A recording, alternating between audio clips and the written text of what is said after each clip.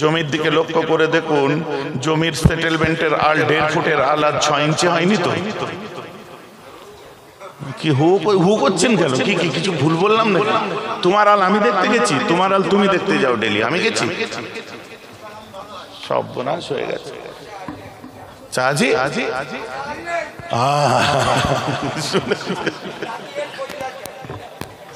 আমার ওয়াজ তো, আমি ওই যে একটা ওয়াজ করি না, আল ছেটে ছেটে এত শুরু করে দিয়েছে, জমির মালিক সার্কাস দেখাতে দেখাতে যায় আর পায়ের এই জায়গাটা ছিঁড়ে যায়। এদিকে পড়লে এদিকে, এদিকে পড়লে এখানটা ছিঁড়বে, বাঁদিকে পড়লে বাঁ পায়ের গোড়ালির এখানটা, হয়তো নেই।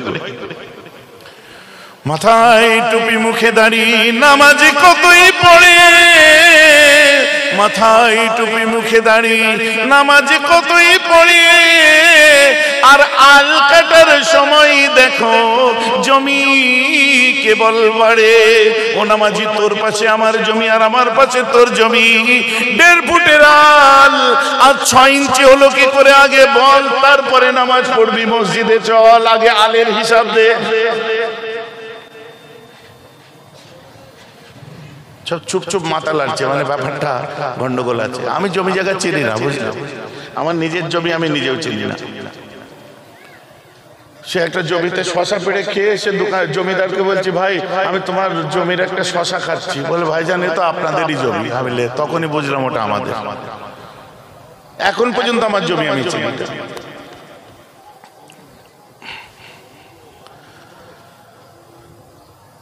তা আপনারা তো আপনাদের জমি চেনেন।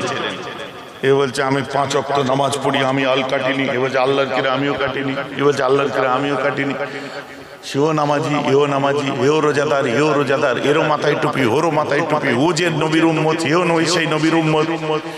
এ বলছে আল্লাহর কিরে আমি কাটিনি, ও বলছে আল্লাহর কিরে আমি কাটিনি। কি ভূতে গেল নাকি উড়ে গেল, আকাশে উড়ে গেল? আল্লাহ রাসূল বলছেন নামাজ হয়নি, তুমি দুনিয়ার বুকে যতটা নেয়ার নাও, কাল কিয়ামতের দিনে আল্লাহ 7 জমিনটা তোমার গলায় ঝুলিয়ে দেবে। বলুন নাউজুবিল্লাহ। অনেক মহব্বতের ওয়াজ শুনেছেন, ইশকের ওয়াজ শুনেছেন, সব্বনাশী ওয়াজ একটু করি আজ শুনুন। কথা বুঝতে পারছেন না?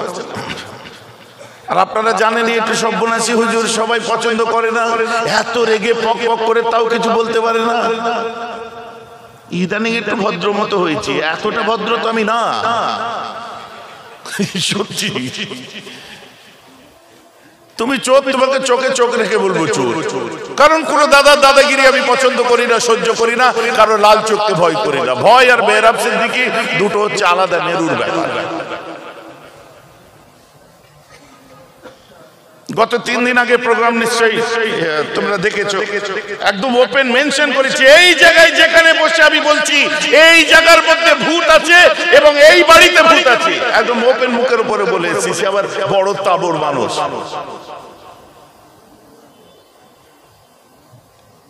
কথা বুঝেছে? সত্য বলবো, 22 বছর ধরে বলে এসেছি চিৎকার করে, এতদিন ধরে কেউ কোনো কালার লাগাতে পারেনি। আজ তুমি পাকামো করলে চলবে? কি হচ্ছে না?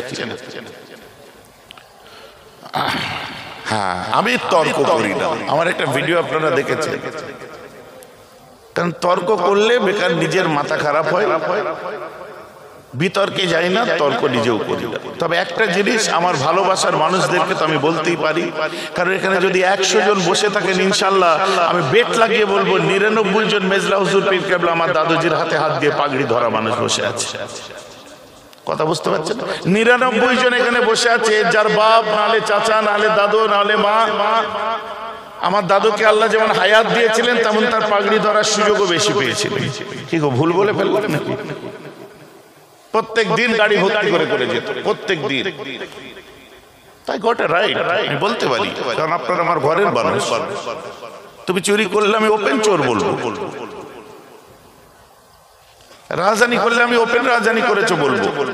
তো কি হয়েছে? এখন সমস্যা হয়ে গেছে কি জানেন? এখন সমস্যা হয়ে গেছে চুরিকে চুরি, উপাসে সিনা চুরি।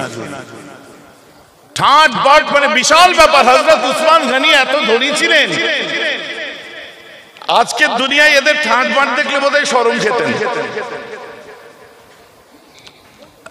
হযরত ওমর ফারুক যে লিডিং দিয়েছিলেন, এত ধনী ছিলেন, এদের ঠাট বাট দেখলে বোধহয় শরম করতেন, বলছে বাপ রে এইসব জিনিসও পৃথিবীতে আসার ছিল।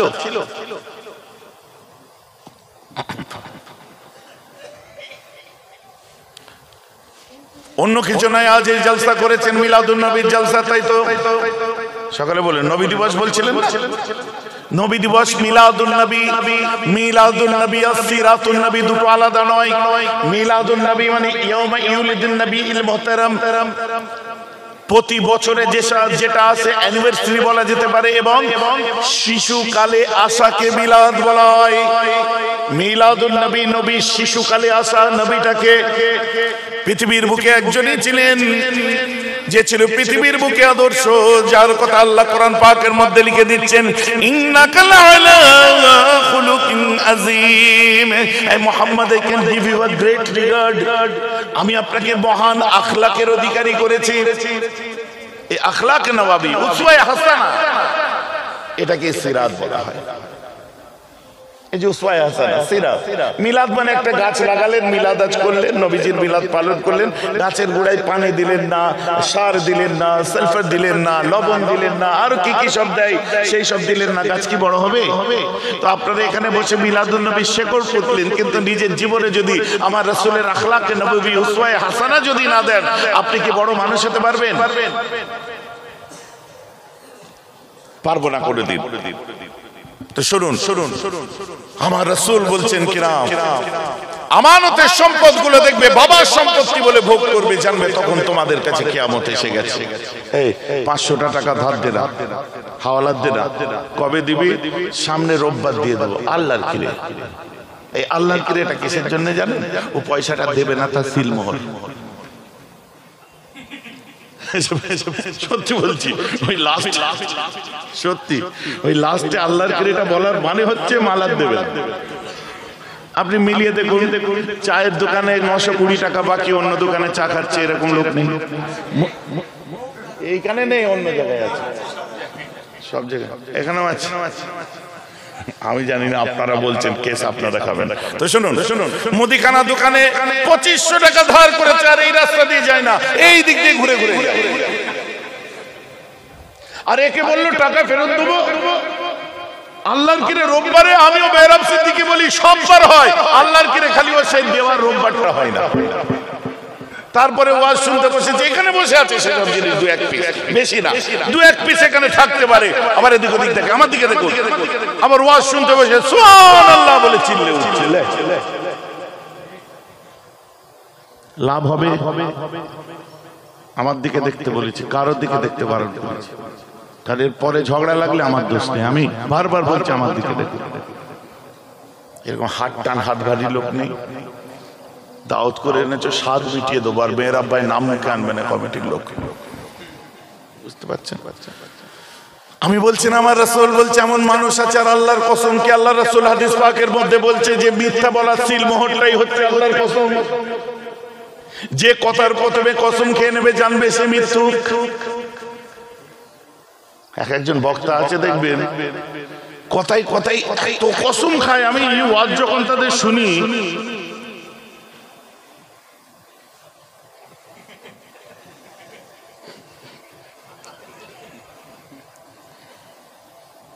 না বলবো না, এই আমাদের ইউটিউবার ভাইগুলো খুব বদমাশ। বুঝতে পারছেন? এরা সব আমার খুব প্রিয় ছেলে, বুঝলেন? ও যেখানে যাই দৌড়ে দৌড়ে চলে যায়। আল্লাহর কিছু করবি না, আমি এমনি বলছি। হ্যাঁ, একা হুজুর আছে, এত খোদার কসম খায়, এমন মাওলানা আছে এত খোদার কসম খায়, ও যদি কসমের কাপড়া ঠিক মতো দেয় তো আমার একটা নতুন 4 চাকা গাড়ি হয়ে যাবে। বুঝতে পারছেন? এত কসম খায়। কারণ ব্র্যান্ড আছে পিছনে, পীরজাদা ব্র্যান্ড আছে, হুজুর ব্র্যান্ড আছে, মাওলানা ব্র্যান্ড আছে, আমি অমুক ব্র্যান্ড আছে, আমি তমুক। 5-7 আমার আশপাশে ঘোরাঘুরি করে, 5-7 আমার সিকিউরিটি নিয়ে আমি চলি। আমি কসম খেলেও কোনো ব্যাপার নয়। আজরাইল কিন্তু সিকিউরিটি মানবে না, মাথায় রাখবে। কথা বুঝতে পারছেন? পাবলিকের কাছে সব বেইজ্জতি হয়ে যেতে হবে। যত বেশি খোদাকে মিথ্যা করে ব্যবহার করবে তত মানুষের কাছে বেইজ্জতি হতে হবে। ভালো কথা বলে যদি মানুষকে দোয়া দরুদ শেখাও তাও কমেন্টে দেখবে গালাগাল করবে লোক। তাই আমি মাশওয়ারা দিয়ে সব মাওলানা হুজুরদেরকে এনাফ, এবারে চুপ করে যান, আর একটাও কথা বলবেন না।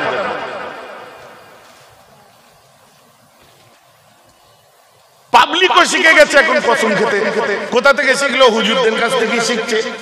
হুজুর মানে পুরপুরা হুজুর না, সব হুজুরের কথা আমি মুতলাকান বলছি, ইন জেনারেল বলছি। কেউ কথা কথা আল্লাহর কিরে আমি সামনে রোববার দিয়ে দেবো, আল্লাহর কিরে তো বাসি বাস। সাইকেল নিয়ে যাচ্ছে, হঠাৎ রাস্তায় দেখা, কোথায় যাবি? আমি একটু কি বাজার এটা আমি একটু সাইকেল নিয়ে যাচ্ছি। কোথায় যাবি? বলে আমি একটু না বাগজোলা বললে ওকে চড়িয়ে নিয়ে যেতে হবে। আর মেহরাব সিদ্দিকী 100 কেজি ওজন, একে টেনে নিয়ে যেতে গেলে ওর ঘাম ছুটে যাবে। এক রাতে বিড়াল কেটে দাও। আল্লাহর কিরে আমি সামনে যাচ্ছি। কিছুক্ষণ পরে হেঁটে হেঁটে যেয়ে দেখছে, হেঁটে হেঁটে যাওয়ার পরে যে দেখে বাজারে ঘুরছে। তুই বললি আমি বাজারে যাইনি, তুই এই যে বাজারে এসছিস। আমি তখন আসিনি, আমি কেবলে আসলাম, এক্ষুনি আসলাম, সত্যি বলছি মিথ্যা। আল্লাহর কিরে আমি এক্ষুনি এলাম। ফের আল্লাহ বলছে নতুন বিয়ে শাদী করলি, 15 দিন হলো, কিছু খাওয়ালি নি, দাওয়াত দিলি নি, কিচ্ছু না। কজন মিলে বিয়ে হয়ে গেল, 20টা টাকা দিন, একটু দই খাই, একটু ঠান্ডা খাই। একটু আগে বলতে পারতিস না, পরে খাওয়াবো, এখন নেই, সব শেষ হয়ে গেল টাকা। তোর কাছে টাকা নেই, আল্লাহর কি 1 পয়সা নেই, সব শেষ হয়, বিশ্বাস কর। রেগে যেয়ে বলছে তুই আল্লাহর কিরে বাজারে আসবো না বলে বাজারে এসেছিস। আল্লাহর কিরে কেবলমাত্র বাজারে আসলাম, তুই বলছিস আল্লাহর কিরে তোর পকেটে 1 পয়সা নেই। এইবার বল, আল্লাহর কিরে তোর যদি পকেটে থাকে টাকা থাকে তো 15 দিন আগে বিয়ে করা নতুন বউ তো 3 তালাক হবে। বলে বের আল্লাহর কিরে। তখন দেশি ভাষায় বলছে শালারা জেল দিয়ে রেখে দিয়েছে। এলে দাঁড়া, পয়সা পয়সা। তুই 3বার আল্লাহর কিরে খেয়ে বললি নেই, আর একবার বউ তালাক বলতে পয়সা বেরিয়ে গেল, তার মানে কি? আমি একটু বুঝিয়ে দে, আমাকে বুঝিয়ে দিন। এবার কালকে যারা দেখবেন 1 টাকার বিমলের জন্য কিরে খায়, আল্লাহর কসম খায়, আল্লাহর কিরে নেই, অথচ পকেটে আছে। একটা বিড়ির জন্য কি আল্লাহ, সিগারেটের জন্য আল্লাহ, খোদার কসম নেই, পরে খাওয়াবো। কালকে যারা কথা বলি আল্লাহর কিরে বলবে, ওদের বলবেন কাল ভাইজান এসেছিল এক্সপেরিমেন্ট করার জন্য, বলবেন যে আল্লাহর কিরে বল তোর বউ তালাক হয়ে যাবে। সঙ্গে সঙ্গে রেগে পাই, কথা খুঁজে পাইনি, আর কি মারার জায়গা পাইনি, খরচ। এই কথাটা বলতে নেই জানিস, হুজুরদের জিজ্ঞেস করবি, বউ তালাক বলতে নেই, আর খোদার কসম বলতে আছে। 3বার খোদার কসম খেয়ে মিথ্যা বললে কোনো আপত্তি নেই, একবার বউ তালাক বলতেই পয়সা বার হয়ে গেল। আপনি বলুন, আপনার খোদার থেকে তার বান্দির মূল্য আজ তোমার কাছে বেশি, আল্লাহর থেকে তোমার বইয়ের দাম তোমার কাছে বেশি, আর ওয়াজ শুনতে বসে সুবহানাল্লাহ বলে কাল থেকে হেদায়েত হয়ে যাবে একদম। মানসিকতার বিকাশ ঘটাতে হবে, মূল্যবোধকে জাগাতে হবে। আপনার নৈতিকতা কোথায় আজ? আপনার হিউম্যানিটি কোথায় আজ? আপনার সেন্স অফ হিউমার কোথায় আজ? কোন সমাজে বাস করছেন আজ? আপনি আপনার নিজের জায়গাটা, নিজেরটা কোথায় হারিয়ে ফেলেছেন একবার খুঁজে দেখুন। আমার আল্লাহ বলছে পৃথিবীর বুকে আমি মানুষকে সৃষ্টি করেছি কি ওয়ালাকাদ কাররামনা বনি আদম, আমি আদমের সন্তানদের সবথেকে বেশি মর্যাদা দান করেছি। আমাদের মর্যাদা কোথায় আছে না নেই? এখন জোর গলায় বলতে পারবেন না হ্যাঁ আছে।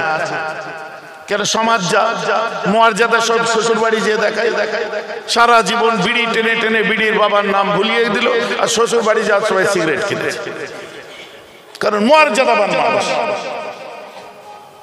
কেউ এসে গেছে সঙ্গে সঙ্গে সিগারেটটা বার করে কটার বাসে আসলে ও আচ্ছা খাবে না, খালি ঠুঙায় ঠুকবে, সিগারেটের ঠোল আছে খালি এদিক করে ঠুকবে, ও 3টে কুড়ি ট্রেন, হ্যাঁ হ্যাঁ, আচ্ছা ওর পরে ট্রেন ছিল না, আবার বার করে মানে দেখাচ্ছে, দেখ আমি কি খাই। লাস্টে যখন সে চলে গেল আস্তে করে দিয়ে এটা ঢুকিয়ে দিয়ে ট্যাঙ্ক থেকে বিড়িটা বার করলে বউ বলছে সিগারেট খেলে না? বলছে একটা 17 টাকা দাম, জানিস? মুয়ারজাদা, ফোকটে মুয়ারজাদা, অন্য কিছু নয়। মুখের ভাষা লম্বা চওড়া ভাষা। Because he is namazi, because he was musalli, because he have to take all the customs of religion, because he is disciple and also follower of Prophet Muhammad sallallahu alaihi wasallam, দাবি করছে আমি দাবিদার, আমি মুসলমান, আমি রাসূলকে follow করি। দুঃখ করবেন না মুসলমান। ও দাদু আব্দুর রহমান, বাপ আব্দুল সালাম ছোটবেলায় সুন্নতে খাতনা হয়েছিল বলি চিৎকার করে বলছে আমি মুসলমান বাই ডিফল্ট। আর আল্লাহ রাসূল ওর পিঠে পিঠে একটা কথা বলে দিচ্ছেন, ইন্নাল জান্নাতা তাস্তাকি আলা খামসাতি নাফারিন তা'লিল কুরআনি ওয়া হাফিজিল লিসানি ওয়া মুতিমিল জুআনি ওয়া মাকসিল উরবানি ওয়া মান সাল্লা আলা হাবিবির রহমানি। সহি সনদের হাদিস। কি বলছে? জান্নাতে 5 শ্রেণীর মানুষ, খামসাতে নাফারিন, 5 প্রকার 5 শ্রেণীর মানুষ যাবে। তাদের মধ্যে কারা? তালিল কোরআনে, যারা আল্লাহর কোরআনটাকে মন দিয়ে তেলাওয়াত করবে তারা একটা জান্নাতে যাবে। দ্বিতীয় নম্বরে কারা যাবে? ওয়া হাফিজিল লিসানে, অর্থাৎ যারা মানুষের মনে দুঃখ দেবে না, দুঃখ ব্যথা বেদনা জ্বালা যন্ত্রণা দেবে না, মানুষের বুকে কথার তীর চালাবে না, এমন কথা বলবে না যে সামনের মানুষটার জাহান জ্বলে যাবে, মুখের মাধুর্যতা থাকবে। কথাটা বুঝতে পেরেছেন? এটা কি বললাম? ওয়া হাফিজিল লিসানে, জান্নাতে তো সে যাবে যে জবান হেফাজত করত। এখন আগে ডাকতো ভাই শোন, ভাই শোনো, এখন ডাকছে এদিকে এদিকে, আরে তোর ডাকছি এদিকে এদিকে। মনে মনে বলছে কিরম করে ডাকছে দেখেছিস, 2 পয়সা নাই করেইছি। কথা বুঝতে তো যাচ্ছিস কেন? যদি 200 টাকা দেয় গরিবের সংসার চলবে, আমরা পেটে খাই কম আর এই লোকের গালাগাল খাই বেশি। গরিব গরিব ডাকলো কোন রকমে যে দাঁড়ালো, কারণ ওদের তো হাসার মৌকা নেই। গরিব চুপার, গরিবের আবার ঘোড়ার রোগ, ওই কেঁটো কাটা বাঁচবে খাবি, শেষে বাঁচবে খাবি। বিয়ে বাড়িতে আপনার সব রান্না হবে, খেয়ে দে, যদি লুচি বোঁদে বাঁচে তখন প্যাক করে নিয়ে যাবি, এগুলোই তোদের প্রাপ্য। তোরা গরিব না,